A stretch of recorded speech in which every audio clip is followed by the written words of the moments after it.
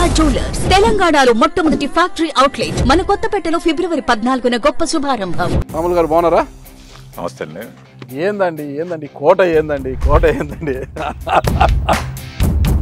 ఇంత అద్భుతంగా కడుతున్నారు ఏంటిది? 6 సంవత్సరాల నుంచి కడుతున్నారంట.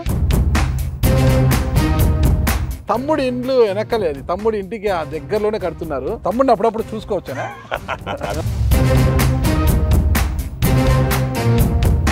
ఆ మంచి గారులో మంచి కూడా ఉందా?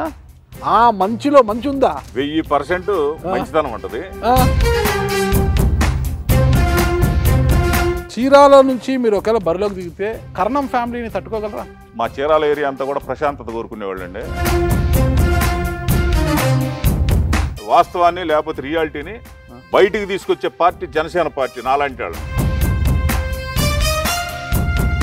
ఆ మంచి సాములు గారు చీరాల నుంచి నిలబడబోతున్నారా, గిద్దలూరు నుంచి నిలబడబోతున్నారా? మా అధినేత పవన్ కళ్యాణ్ గారు ఎక్కడ ఆదేశిస్తే.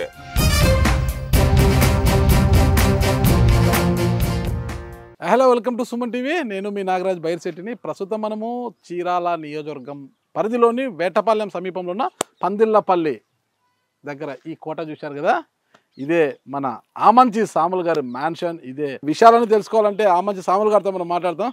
సాములు గారు బాగున్నారా? నమస్తే అండి. ఏందండి కోట ఏందండి ఇంత అద్భుతంగా కడుతున్నారు ఏంటిది? 6 సంవత్సరాల నుంచి కడుతున్నారంట.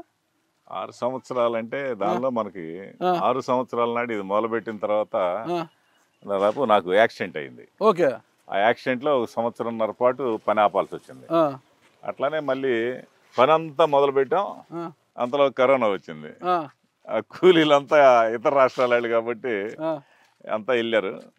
తర్వాత వచ్చిన తర్వాత అంతా మళ్ళీ లాగిస్తా ఉన్నాం. దాదాపు 2 months లో పని అయిపోద్ది. దాదాపు మొత్తం ఎంత అండి ల్యాండ్ ఎక్స్టెన్షన్ ఎంత ఉంది? ఎంత? ఎకరా 40 సెంట్లు దాకా ఉందండి. ఎకరా 40 సెంట్లు. ఎకరా 40 సెంట్లు. కన్స్ట్రక్షన్ ఎంత? 33 సెంట్స్. 33 సెంట్లలో. ఎక్కడ వాళ్ళండి కట్టేదంతా కూడా? మొత్తం వీళ్ళంతా లోకల్ బెల్దారి మేస్త్రులు, వీళ్ళంతా కూడా లోకలే. కానీ ఈ మార్బుల్ వేసేవాళ్ళు, టైల్స్ వేసేవాళ్ళు రాజస్థాన్, ఓకే, ఇట్లా ఇతర డిజైన్స్ అవన్నీ ఉన్నాయి కదా మొత్తం. ఆ డిజైన్స్ అవన్నీ ఎక్కడ? ఇవన్నీ మనకి తణుకులో రాజు గారు అని ఇంజనీర్ గారు ఆయనండి. మొత్తం ఆయన ఇంజనీరు, ఆయన ఆధ్వర్యంలోనే ఎంత కన్స్ట్రక్షన్ జరిగింది. మొత్తం కూడా ఎన్ని బెడ్రూమ్స్ అండి? మొత్తం కూడా మొత్తం 7 bedrooms సార్. 7 bedrooms ఉన్నాయి. Okay, 7 bedrooms. కానీ నేను ఒకటి విన్నాను, గతంలో మీరు ఇల్లు కట్టింది మీ తమ్ముడు ఆమంచి కృష్ణమోహన్ గారి కోసరమని కట్టారు. ఒకవేళ ఆయన కింద ఉంటే గినా మీరు పైన ఉండాలి అనే ఒక ఆలోచనతో కట్టారంటున్నారు. ఇప్పుడు మీరు మీ తమ్ముడు పెద్ద ఎడమొహం పెడమొహంగా ఉన్నారా? మరి పూర్తయితే ఎలా? గృహప్రవేశం అయిన తర్వాత ఇద్దరు కలిసే ఉంటారా ఎలా? అంటే ఫస్ట్ లో అనుకున్న ఊహ కొంత టైం వచ్చేదానికి కొంతమందిలో మార్పులు వస్తాయి కదా. ఓకే. ఆ దీనిలో నేను వాస్తవంగా అయితే మీరు అన్నది కరెక్టే. నేను లేదా ఎంత ఇల్లు కట్టుకునేవాడిని కూడా కాదు. చిన్న వయసులోనే ఎమ్మెల్యే అయ్యాడు, ఇండిపెండెంట్ ఎమ్మెల్యే అయ్యాడు. రాష్ట్రంలో ఒక మంచి భవిష్యత్తు ఉన్న మినిస్టర్ అయ్యి దాదాపు ఒక రోషి గారికి సమకాలికంగా సలహాలు ఇచ్చే వ్యక్తి కదా. ఆ టైపులో రోషయ్య గారికి సమకాలికుడుగా అంటే ఆయనకి సలహాలు, ఆయన నేతృత్వంలో ఆయన శిష్యుడిగా పేరు పొంది అట్లా ఆ దీనిలో ఉండే దీనిలో పెద్ద నాయకుడు అవుతాడు. ఆ నాయకుడిని ఒక రాజకోటలో తర్వాత పైన మనం అనే ఆలోచనతో జిల్లా రాజకీయం అంతా హోల్డ్ చేయొచ్చు అనే ఆలోచనతో ఈ ఇల్లు కట్టింది. వాస్తవంగా అన్నదమ్ముల మధ్య ఏదో చిన్న అగాధం ఏర్పడింది. తమ్ముడేమో ఇప్పుడు వైఎస్ఆర్ కాంగ్రెస్ పార్టీ, అన్న ఏమో ఈ జనసేనలో చేరిపోయారు. ఓకేనా, మీ సామాజిక పార్టీలో చేరిపోయారు మీరు. అన్న మీద తమ్ముడు కేసులు పెట్టించడము ఇవన్నీ జరుగుతున్నాయి కదా, మరి ఎలా? టైం అంతా ఒక రకంగా ఉండదు కదా. ఓకే, ఒక స్టెబిలిటీగా మైండ్ ఉంచుకొని అంతా స్టెబిలిటీగా ఆలోచించుకుంటే అంత ఏముండేది కాదు. ఓకే. ఎందుకు అగాధంగా మీరు అన్నట్టు ఎందుకు ఇదైందో కూడా నాకే అర్థం కాని క్వశ్చన్ అయిపోయింది. అది మీకు తెలియదా? నాకే అర్థం కాని పరిస్థితే కదా. వాస్తవంగా నేనైతే కోరుకోవాలి ఈ టైప్ ఎప్పుడు కూడా. తమ్ముడి మీద ప్రేమ ఇంకా మీకు తగ్గినట్లేదు. ఎందుకంటే తమ్ముడి ఇండ్లు వెనక్కలేదు, తమ్ముడి ఇంటికి ఆ దగ్గరలోనే కడుతున్నారు. మీ మ్యాన్షన్ పైకి ఎక్కి చూస్తే తమ్ముడి ఇల్లు డేరుగా కనిపిస్తుంది అనమాట. తమ్ముడిని అప్పుడప్పుడు చూసుకోవచ్చానా? అప్పుడప్పుడు తమ్ముడిని ప్రేమగా చూసుకోవచ్చానా? ఆ ప్రేమ తమ్ముడు కూడా ఉందా మీ మీద? ఇద్దరికి ఉంటేనే కదా అది, లేకపోతే ఇద్దరిలో ఒకళ్ళకి లేకపోయినా కూడా ఈ అగాధం ఏర్పడింది. నాకైతే ఎప్పుడూ ఉండేదే. అదే అంటున్నారు అందరూ కూడా, అన్నదమ్ముల మధ్య ప్రేమ చావలేదు, ఇదంతా ఒక పొలిటికల్ గేమ్ అంటున్నారు. కానీ వాస్తవంగా అయితే అది కాదు. ఎందుకంటే ఇవాళ రియల్ గా నేను జనసేన పార్టీలో చేరే ముందు వరకు కూడా నేను ఆశించా, కలిసే పయనిద్దాం ఏదన్నా కానీ ఒక అడుగుజాడల్లో నడుచుకుందాం అనే ఆలోచనతోటి. అది నేను యాంగిల్లో చూసినా కూడా నాకు సహకరించలేదు, నాకు ఎక్కడా కూడా ఆ దీనిలో అనిపించలే. తర్వాత కాదులే అని చెప్పి నా నిర్ణయం తీసుకున్న తర్వాత ఈ గేమ్లో ఎవరు పొలిటికల్ గేమ్ ఆడదే, అంతేగాని డ్రామాలో లేకపోతే ఇందులో చీకటి రాజకీయాలు అంటే సహజంగా చాలా మంది మనస్ఫూర్తిగా వేప చెట్టు కింద ఉండి చదువుతున్నాం మనం. వేప చెట్టు కింద దూరంగా దగ్గరలోనే మండ వేప చెట్టు అంటే మాకు మునీశ్వరుడు అంతే, దానికంటే గొప్పదేం మహాలక్ష్మి. వేప చెట్టు కింద నిలబడి చెప్పండి అంతే, పక్కా అన్నదమ్ముల మధ్య పొరపాటును కూడా ఫ్రెండ్లీ రాజకీయం ఏం లేదు నిజంగా కాదమే పక్కా. ఎందుకంటే ఈ మధ్యలో ఇక్కడ ఉన్న కరణం బలరాం కొడుకు కృష్ణమోహన్ మాట్లాడిన తర్వాత నేను చూసా, అది రక్త సంబంధం అనుకోండి అంతే. అది ఒక వ్యక్తి మన ఇంటి వాళ్ళని వచ్చి ఇక్కడొచ్చి అది కాక మన అడ్డాలో మాట్లాడటం అనేది నాకు మింగుడు పడల. వాస్తవంగా అయితే నేను కౌంటర్ ఇచ్చేసాను అంతే. అయినా సరే ఇద్దరి మధ్య ఏంది అన్న ఏంది భౌతికంగా కౌంటర్ ఇచ్చారా? నీట్ గా ఇచ్చేసాను, నాకు ఇవ్వాల్సిన నా స్టైల్లో నేను ఇచ్చాను. ఎందుకంటే దేనికైనా సిద్ధం. ఇప్పుడు కౌంటర్ ఇచ్చాను అనుకోండి, నేను దానికి నేను నిలబడి దానికి నేను సమర్థవంతంగా తిప్పుకొట్టగలిగితేనే కౌంటర్ ఇవ్వాలి. లేకపోతే ఆలి సినిమాల్లో ఆలి లేకపోతే ఇప్పుడు వీళ్ళు పోసాని కృష్ణ ఇస్తున్నారు చూడండి, వాటి కింద మారుద్ది తప్పితే స్వాములు ఇచ్చినట్టు కాదు కదా. అంతే కదా ఇచ్చాం. అయినా సరే వాళ్ళిద్దరు కమెడియన్స్ అని చెప్పేది రియల్ గా అంతే కదా వాళ్ళు.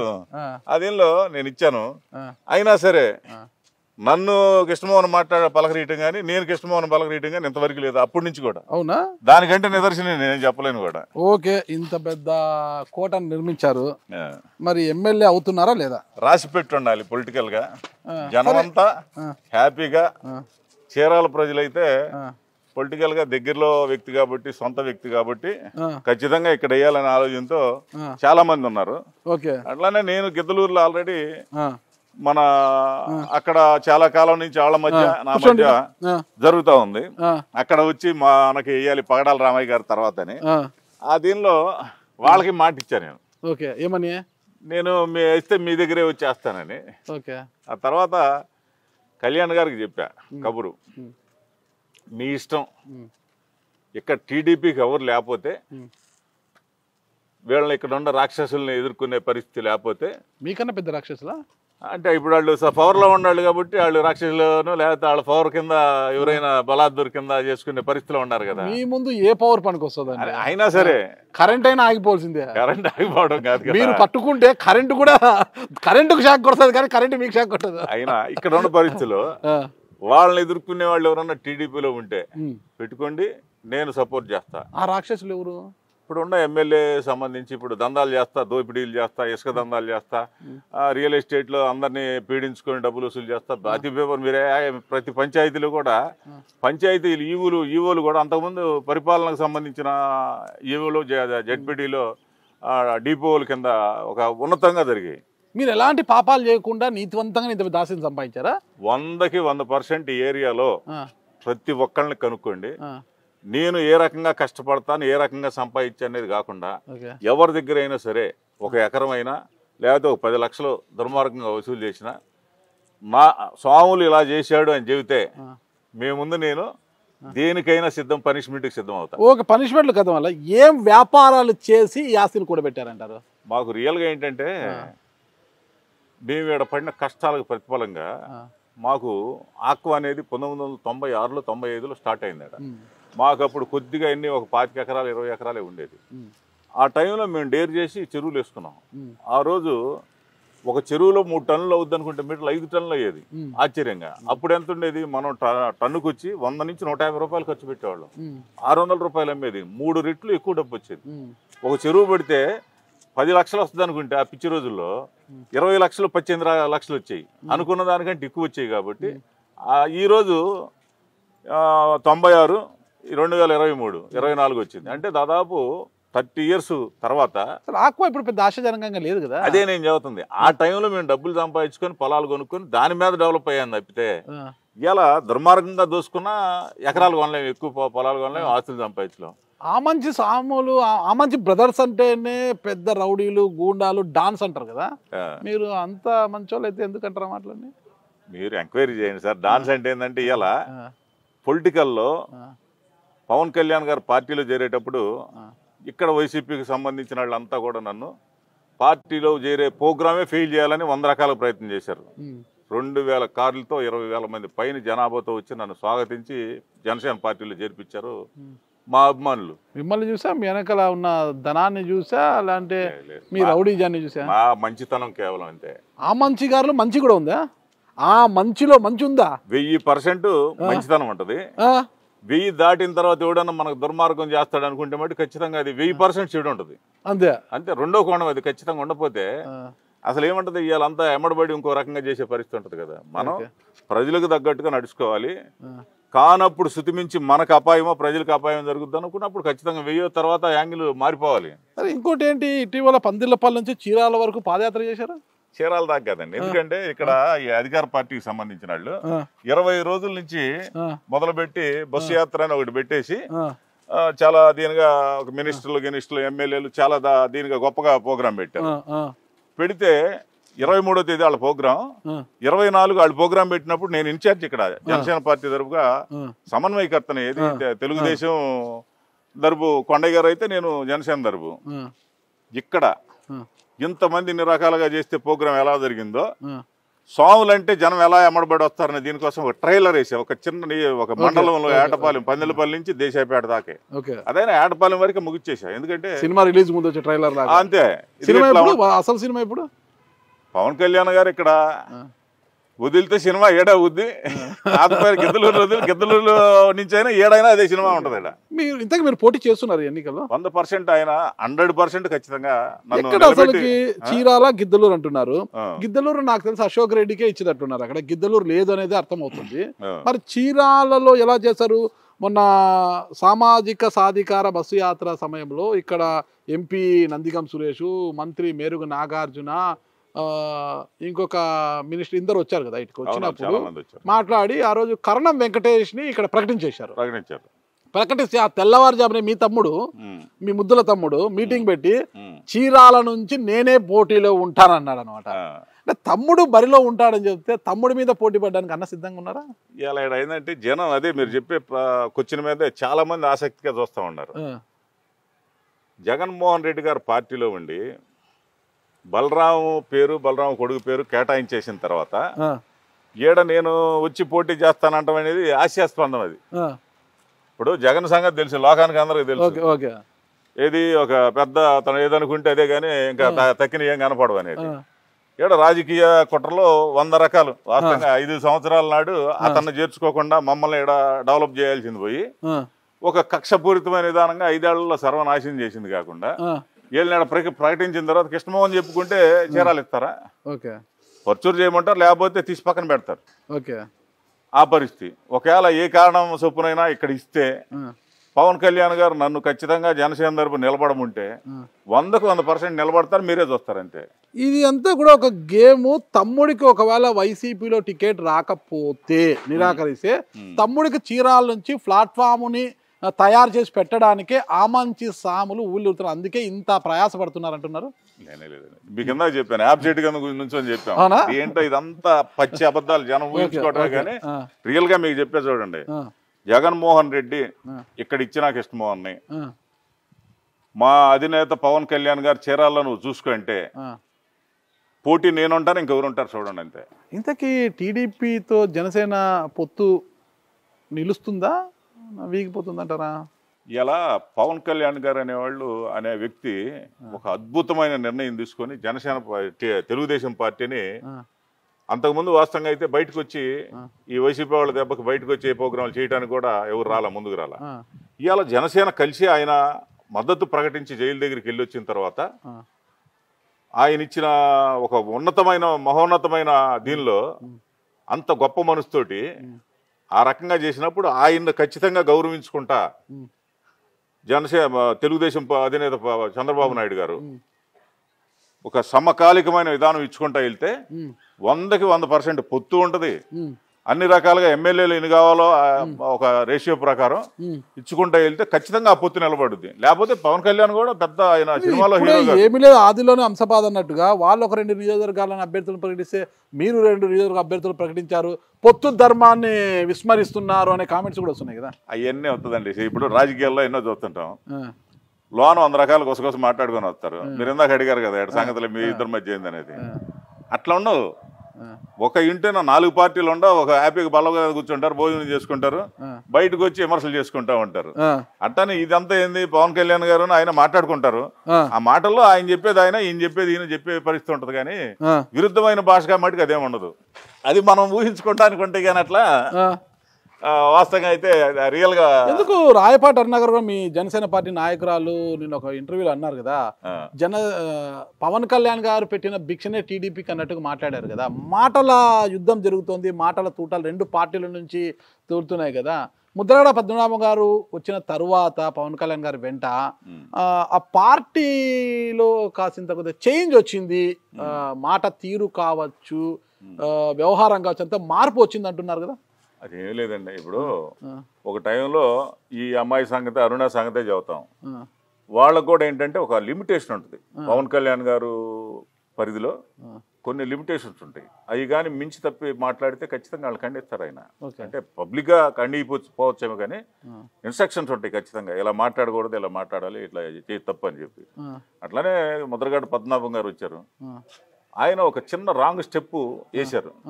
ఏది, వైసీపీలోకి వెళ్ళాలన్న ఆలోచన కలగటం ఒకటి, జనసేనలో జారపోకుండా ఎవరో కాకినాడ ఎమ్మెల్యే రెడ్డి నేతృత్వంలో ఏదో కులం ఉద్యమాలన్నీ కూడా సాగుతున్నాయి అనే దీనిలో ఇవాళ దానికి నిదర్శనమే ఇవాళ దగ్గర 30% ఉన్న కాపు కులం అనేది కూడా అతను రిజెక్ట్ చేసేసారు. రిజెక్ట్ చేసిన తర్వాత చాలామంది వయసుతోటి కూడా సంబంధం లేకుండా, పెద్ద అనేది కూడా గౌరవం లేకుండా ఆయన్ని కొంచెం మాటలు దారిన దీనిలో ఆయన గొప్ప రాజకీయంగా వ్యక్తి కాబట్టి తెలుసుకున్నాడు. అరే మనం పొరపాటు చేసాం, మనం ఈ కులంలో ఉండి ఉద్యమాలు చేసి కులం కోసం పోరాడి ఆఖరికి ఒక చిన్న తప్పు చేస్తేనే మనం ఇంత ఈ రకంగా లాగి పక్కన వేశారు, మనం చేసింది పొరపాటు కావాలని చెప్పి మళ్ళీ ఆయన సరి చేసుకొని మళ్ళీ జనసేన పార్టీలో చేరటానికి తయారు చేసుకున్నారు. దానికి ఆయన కూడా పెద్ద మనసు గల ఆయన కాబట్టి మా పవన్ కళ్యాణ్ గారు ఖచ్చితంగా ఆయన పార్టీలో చేర్చుకోవాలి. ఆయన ఏదన్నా పొరపాటు జరగకుండా ఆయన దరుపుగా మన దరుపు జరగకూడదనే ఆలోచనతో ఆయన ఆహ్వానించారు, స్వాగతించారు. అది కొద్ది రోజుల్లో ఖచ్చితంగా సఫలమయ్యే పరిస్థితి ఉంది. అంటే పవన్ కళ్యాణ్ గారు తొందర పడ్డారు అంటారు. ఆ రోజు ములాఖత్కి వెళ్ళి మిలాఖత్ కాకపోయి ఉంటే ఈరోజు ఎక్కువ స్థానాలు డిమాండ్ చేసి ఉండవచ్చును. ఆ రోజు ములాఖత్లో మిలాఖత్ అయిపోయారు కాబట్టి ఈరోజు 25 స్థానాలకే పరిమితం కావాల్సి వస్తుంది అంటున్నారు. మరి ఎన్నిసారో తెలియదు, బయట అయితే ప్రచారం జరుగుతుంది. సార్ ఒక టైంలో 20 ఇస్తారన్నారు, 18 ఇస్తారన్నారు, 25 అన్నారు, 24 అన్నారు, 30 అన్నారు, అదే నోటితో 35 అన్నారు, 40 అన్నారు, 50 అన్నారు. దాదాపు ఏంటంటే నాలిక అది తాటిపట్టి లాంటిది కాదు కాబట్టి ఎటు కావాలంటే అటు తిరిగేది కాబట్టి జనానికి సంబంధించి ఎట్లా కావాలంటే అట్లా మాట్లాడుకునేవి. కానీ మా నాయకుడు అయితే పర్ఫెక్ట్ గా ఎన్ని సీట్లు నిన్న చెప్పారు మీటింగ్ లో, నిన్న 26 జనవరి అందరూ రాష్ట్ర స్థాయిలో నాయకులందరి సమక్షంలో 1/3 మీరు అనుకున్న రేంజ్లో రేషియోలో ఉంటుంది. షేరింగ్ కూడా పొరపాటును కూడా మీరు అధైర్యపడద్దు, ఇంకో రకంగా అప ఆలోచనలు మట్టుకు చేయొద్దని చెప్పి ఇచ్చాడు మా నాయకుడు. చీరాల నుంచి మీరు ఒకవేళ బరిలోకి దిగితే కర్ణం ఫ్యామిలీని తట్టుకోగలరా? మా చీరాల ఏరియా అంతా కూడా ప్రశాంతత కోరుకునేవాళ్ళండి. నేను మా చీరాల నియోజకవర్గంలో కొన్ని వేల మందికి డిపార్ట్మెంట్ తోటి సంబంధం లేకుండా నా సొంత టయాన్ని వెచ్చించి నా సొంత రూపాయిని ఖర్చు పెట్టి ఎంతోమందికి ఎన్నో రకాలుగా నేను సేవ చేసి ఉన్నాను. మీరు ఎంక్వైరీ చేయండి. ఆ దీనిలో ప్రశాంతత కోరుకునే చీరాల్లో ఈరోజు 5 సంవత్సరాలు పొరపాటు చేశామే, ఇక్కడ డెవలప్ చేసే వ్యక్తిని వదులుకొని ఈ వాతావరణం రాంగ్ అయిపోయి ఈరోజు వాతావరణం ఏంటో చీరాలు తెలుసండి.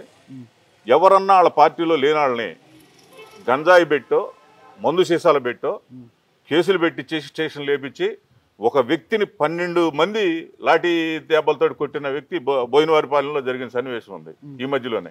అట్లా ప్రతి ఊళ్ళో దుర్మార్గంగా వాళ్ళు ఆక్యుపై చేసుకొని జనాన్ని వాళ్ళకెళ్ళి పవర్ ఉంది కాబట్టి పవర్ను ఆడుకునే విధంగా చేసుకుంటున్నారు తప్పితే రియల్గా మీరు చూస్తారు ఎలక్షన్లో వాళ్ళని ఎదుర్కొనేది ఏముంది? ప్రజాస్వామ్యం ఇది. ప్రజలు తిరగబడితే ఈడ ఖచ్చితంగా పోలీసుని అడ్డం పెట్టుకొని రౌడీజాన్ని అడ్డం పెట్టుకొని చేస్తే ఎంతమంది వస్తారు ఒక వ్యక్తికి? ఇక్కడ పోలీస్ స్టేషన్ ఉంటే ఒక 20 మంది ఉంటారు, లేకపోతే సబ్ డివిజన్ స్ట్రైప్లో ఒక 500 మంది ఉంటారు, 400 మంది ఉంటారు. జనాభా ఎంతమంది ఉంటారు? దాదాపు 2 లక్షల చిల్లర ఉంటారు. దాంట్లో ఒక 10,000 మంది బయటకు వచ్చినా చాలు కదా. ఓకే. దానికైనా రాబోయే ఎలక్షన్ దుర్మార్గంగా ఎలక్షన్ చేయాలనుకుంటే సిద్ధంగా ఉంటారు జనం. ఒకవేళ మీ తమ్ముడికి వైసీపీ టికెట్ నిరాకరించిన తర్వాత చీరాల నుంచి కాంగ్రెస్ పార్టీలోకి వెళ్ళి కాంగ్రెస్ పార్టీ నుంచి పోటీ చేసి త్రిముఖ పోటీ అవుతుంది. అప్పుడు ఒకవేళ జనసేన టీడీపీ ఉమ్మడి అభ్యర్థిగా ఆమంచి సాములు, కాంగ్రెస్ పార్టీ నుంచి ఆమంచి కృష్ణమోహన్ గారు, ఇక టీడీపీ నుంచి కరణం వెంకటేష్ గారు, ఈ త్రిముఖ పోటీ ఉంటే ఎలా ఉంటుందంటారు పరిస్థితి? ఇప్పుడు 2-3 విడతలుగా జనం బాగా చూస్తూ ఉన్నారు అంతా కూడా, పరిస్థితులన్నీ కూడా ఏమేమి జరుగుతున్నాయి ఏందనే దీనిలో. దాన్ని ఖచ్చితంగా ఒక ప్రశాంతమైన వాతావరణం, ఒక న్యాయబద్ధంగా ఎలక్షన్ ఏరియాలో ప్రశాంతంగా ఉండాలి, డిస్టర్బెన్స్ లేకుండా అనుకుంటే ఆ వ్యక్తినే ఖచ్చితంగా ఎన్నుకుంటారు. ముద్రగడ పద్మనాభం గారు ఇప్పుడు మీతో కలిసి రావడం మీకు బలమా బలహీనం? అది ఎందుకంటే ఆయన పార్టీలో వస్తే బాగుండు, అనవసరంగా అటు వెళ్తున్నాడు అనే బాధతో ఉన్నవాళ్ళు చాలా మంది ఉన్నారు. నా దగ్గరే చాలా మంది, ఎందుకంటే ఆయనకి నాకు చాలా సన్నిహితం కూడా ఉంది. ఉండేవాళ్ళు చాలా మంది ఉన్నారు. 100కి 20 మంది అయినా ఆయన వస్తే బాగుంటుందని కోరుకునే వాళ్ళు ఉన్నారు. రాపోయినా బెటర్ అనేది ఏంటంటే అది పెద్దగా ఎవరు కూడా అనుకోవటంలా. ఆయన ఖచ్చితంగా వస్తేనే బాగుండు అనేదే ఆ 20%. అంటే ఎక్కువ దాని గురించి ఆయన గురించి మహా అయితే 30% ఉంటే 30లో 20% ఆయన వస్తే బాగుండు అనేది. ఎందుకంటే ఆ కోస్తా ఏరియాలో కాస్త కూస్తా ఆయన అంటే సానుభూతి ఉంది, కొంత ఇది ఉంది. ఇదేంది ఈయన ఇటు ఉన్నాడు మళ్ళీ మనం ఎటు చేయాలనే దీనిలో సందిగ్ధంలో ఉండే పీపుల్స్ ఉంటారు కదా, వాళ్ళకి ఆయన చేరటం అయితే ఖచ్చితంగా సంతోషంగానే ఉంటుంది. సరే, ముద్రగడ పద్మనాభం గారి పరిస్థితి అలా పెడితే ఏంటి, ఉన్నట్టుండి ఆమంచి సాములు గారికి కాపు సామాజిక వర్గం మీద ఎక్కడ లేని ప్రేమ పొంగి పొర్లుతోంది అసలుకి. నాకా ఒకటి సార్, అంటే నేను వాస్తవంగా అయితే ఓ పార్టీలో ఉన్న తర్వాత కులాన్ని గురించి నేను చెప్పకూడదు. నేను ఫస్ట్ నుంచి వంగవీటి మోహన్ రంగా గారు బతికొండ టైంలో కూడా కృష్ణవడిన ప్రోగ్రాం పెడితే చిన్న పిల్లాడప్పుడు కూడా 80 చిల్లర అంటే నాకు వయసు పెద్దగా ఉండదు. ఆ టైంలో కూడా ఒక 2 లారీలు జనాన్ని వేసుకెళ్ళి మనాడు గొప్పవాడు కావాలి, మనాడు ఎందుకంటే 30% ఉన్న దగ్గర కులం ఇది, 3% ఈ పార్టీలో ఉండే 4% కాదు, ఇది చాలా గొప్ప ఫస్ట్ రాష్ట్రంలో ఉన్న జాతిది. దీన్ని అణిచివేతకి అన్ని పార్టీల వాళ్ళు కూడా పవర్ను ఉపయోగపెట్టేసి రూపాయి ఆధ్వర్యంలో పెట్టుకొని రూపాయి పవర్ తోటి ఈ బీసీలు నవ్వచ్చు, ఈ కాపులు నవ్వచ్చు, ఎస్సీలు నవ్వచ్చు, చాలా అణిచివేత కార్యక్రమంగా చేసేది. దీనిలో నేను ఏ రోజు కూడా టీడీపీకి కానీ, కృష్ణమోహన్ ఉంటే కాంగ్రెస్కి కానీ, టీడీపీకి కానీ, వైసీపీలో కానీ నేను ఏ రోజు కూడా సభ్యత్వం కూడా తీసుకోవాలి. సరే, మీరు రాజకీయ పార్టీ సభ్యత్వం తీసుకోవాలి. కాపుల మీద ఉంటే వంగవీటి మోహన్ రంగ గారంలోనే చిన్న వయసులో లారీలను తీసుకెళ్లారు. ఇప్పుడు ఉన్నట్టుండి మీరు ఒకసారిగా రాజకీయాలు వచ్చినాక జిల్లాలుగా తిరుగుతూ కాపు సామాజిక వర్గం నాయకులతో కాపులతో అంతా తిరుగుతున్నారు, కలుస్తున్నారు అందరూ కూడా. ఇప్పుడు కూడా ఎక్కడో పీలేరు నుంచి ఇక్కడికి వచ్చారు మిమ్మల్ని కలవడానికి కాపులందరూ కూడా. ఎందుకు ఆమంచి కృష్ణమోహన్ గారికి ఏంటి మళ్ళా వంగవీటి మోహన్ రంగా గారి లాగా ఎదగాలని, కాపులను ఉద్ధరించాలని, కాపు నాయకుడికి ఎదగాలని ఏమన్నా ఉందా?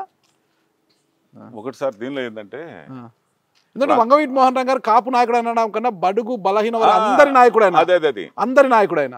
కాకపోయినా మన కులం కాబట్టి చెప్పుకోవాలి, మన కులం అందరి వాడు వంగవీటి రంగా. అలానే అందరి వాడు పవన్ కళ్యాణ్ గారు ఇయ్యాల. ఓకే, అలాంటి వ్యక్తి వచ్చాడు కాబట్టి నాలో కసి ఉంది. టీడీపీలో కృష్ణమోహన్ ఉన్నప్పుడైనా మనబొట్టి వాళ్ళని ఆడో డమ్మీ చేసాడో దూరంగా పెట్టి డబ్బాల బారిన ఒకటి తప్పితే మనల్ని ఎప్పుడు ఎడుగులోకి రానిలా. ఇవాళ నాకు బయటకు వచ్చి నా ఇది ఒక పవరు లేకపోతే నా యొక్క దీన్ని వాస్తవాన్ని లేకపోతే రియాలిటీని బయటికి తీసుకొచ్చే పార్టీ జనసేన పార్టీ. నాలాంటి వాళ్ళని రియాలిటీ లేదు మీరు చూస్తారు, అది కూడా చెబుతాను నేను. రియాలిటీ అంటే ఏదో రౌడీజం గీడీజం అవసరమైనప్పుడు రౌడీజం లేకపోతే మీరు చెప్పి చెంచాగాళ్ళు అంతా వండిస్తారా? ఒక చెంచాకి 2 చెంచాలు మనం వడ్డిస్తాం కాబట్టి మనల్ని బతకనిస్తారు ఎవరైనా సరే, అది ఖచ్చితంగా అవసరం. దానిలో రాయలసీమ ఏరియా ఉంది, ప్రత్యేకంగా చెప్పుకోవాలంటే అక్కడ చేసిన ఎంపీలు ఉన్నారు, మినిస్టర్లు ఉన్నారు, ఎమ్మెల్యేలు ఉన్నారు, ఎంతో మంది ఉన్నారు. వాళ్ళ న్యాచురాలిటీ ఒరిజినల్ అయితే ఆ ఏరియాలో దాదాపు బడుగు బలహీన వర్గాలను కానీ కాపులను కానీ విపరీతంగా ఎమ్మెల్యేలు ఎంపీలను చేసేసి రాజకీయం పెంచేవాళ్ళం. ఒక్కడ కూడా లేరు. ఇలా కదిరి బాబురావు గారు ఉన్నారు, కులం అన్నదానులతో కనిగిరిలో గెలిచారు. గెలిచిన తర్వాత కులాన్ని తీసి దూరంగా పెట్టేసి ఒక విధమైన దీనిలోకి వెళ్ళారు. తర్వాత జనం అంతా కలిసి మళ్ళీ ఆయన దూరంగా పెట్టే పరిస్థితి జరిగింది. అట్లానే మద్దిశెట్టి గారు ఉన్నారు, ఆయనకి శాపాలాడ భూసేపల్లిని ఒక యాంగిల్లో పెట్టి అతన్ని కుల దరుపుగా ఉండి అతన్ని కిల్ చేసేసారు.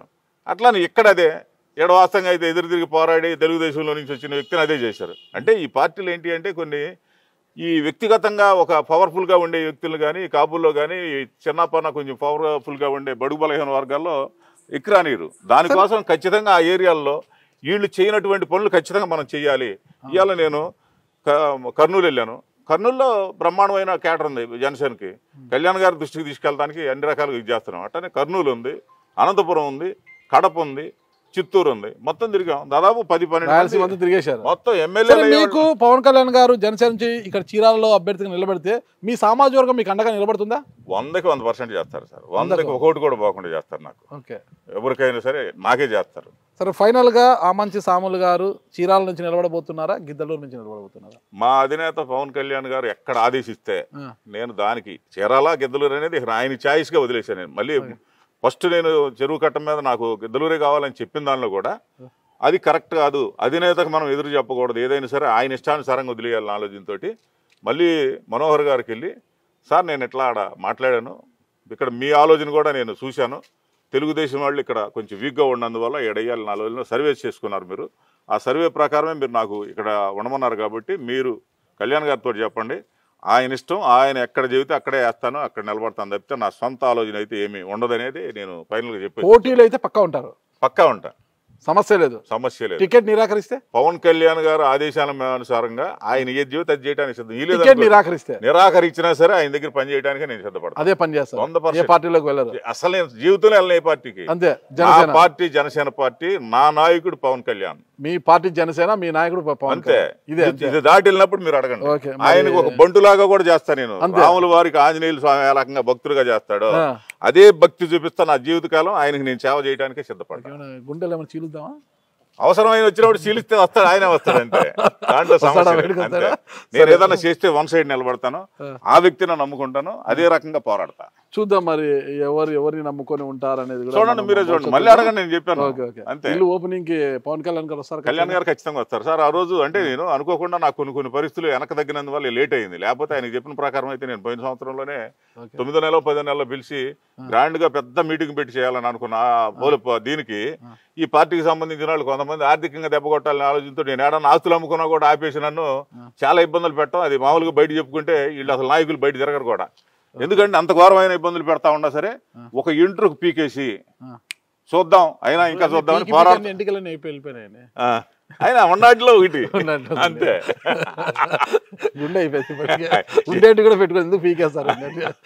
రియల్గా మాటర్స్ చెబుతారు కదా అంతే. అట్లా పీకి ఏమైనా గుండె లేదు కదా, వయసును బట్టి అలా మీకంటే ఇక పెట్టుకో, ఇది మలిపించుకున్నా నేను మలిపించుకున్నాచురల్ ఇది.